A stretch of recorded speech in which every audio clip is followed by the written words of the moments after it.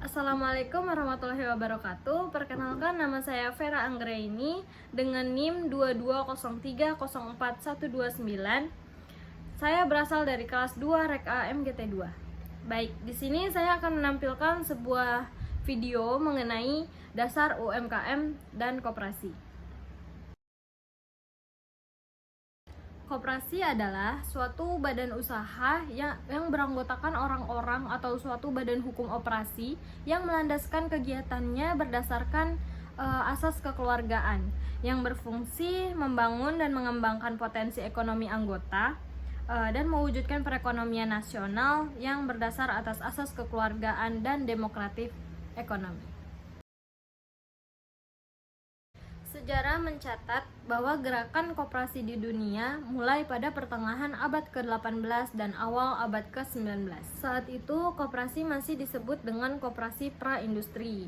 Gerakan ini lahir karena adanya revolusi industri yang gagal untuk mewujudkan semboyan liberté, égalité, fraternité, yaitu kebebasan, kebersamaan, dan kebersamaan. Semboyan tersebut dianggap gagal karena revolusi industri tidak dapat melakukan perubahan terhadap perekonomian rakyat. Liberty atau kebebasan hanya dimiliki oleh orang-orang yang memiliki kapital sehingga mereka bisa mendapatkan keuntungan yang sebanyak-banyaknya. Sementara egalite dan fraternité atau persamaan dan kebebasan hanya dirasakan oleh yang memiliki modal-modal yang besar. Di Inggris, koperasi pertama kali didirikan pada tahun 1844 di kota Rochdale. Koperasi ini didirikan oleh 28 anggota. Dan koperasi ini masih bertahan dan dianggap sukses karena adanya kebersamaan dan kemauan untuk menjalankan usaha. Mereka duduk bersama untuk bermusyawarah guna untuk menyusun langkah agar dapat menghasilkan sebuah satuan usaha yang bisa dijalankan secara bersama. Nah, bahkan mereka juga membuat pedoman kerja berstandar nasional dan semua mereka lakukan itu untuk mencapai visi dan cita-cita mereka.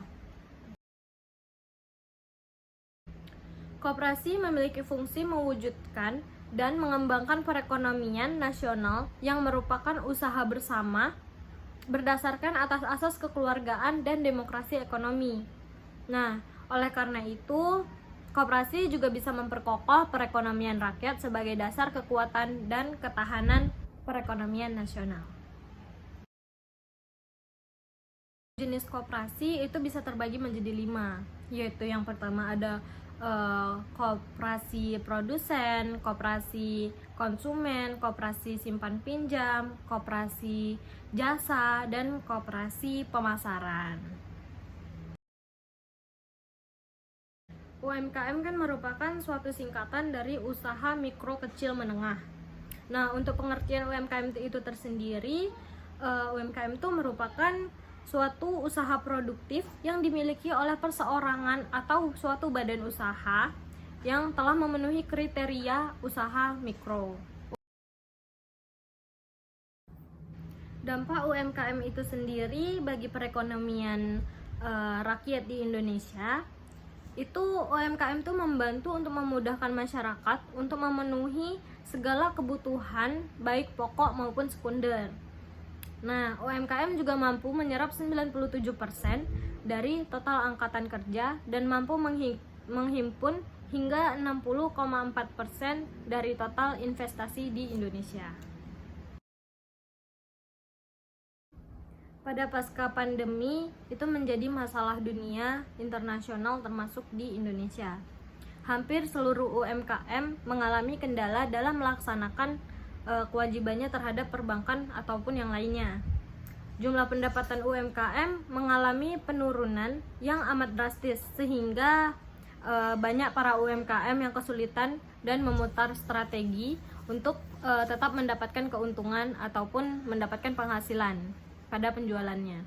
Nah, seperti yang dilakukan seperti membuka online shop, melakukan penjualan per shift dan sebagainya agar usaha tetap berjalan dengan lancar. Pemerintah mempunyai beberapa strategi untuk membantu para UMKM setelah pasca pandemi, seperti memberikan bantuan langsung tunai atau BLT UMKM untuk setiap pelaku usaha. Nah, termasuk Kemenparekraf, dia juga membuat program dan ajak pelaku UMKM untuk tingkatkan inovasi dan kolaborasi dalam kembangkan usaha. Kemenparekraf juga berkolaborasi dengan sejumlah hotel di Indonesia untuk memperkuat rantai pasok produk UMKM di industri perhotelan. Dan masih banyak lagi dukungan dari Kemenparekraf untuk UMKM pada saat ini. Baik, sekian yang bisa saya sampaikan dari materi manajemen koperasi dan UMKM. Saya ucapkan terima kasih. Assalamualaikum warahmatullahi wabarakatuh.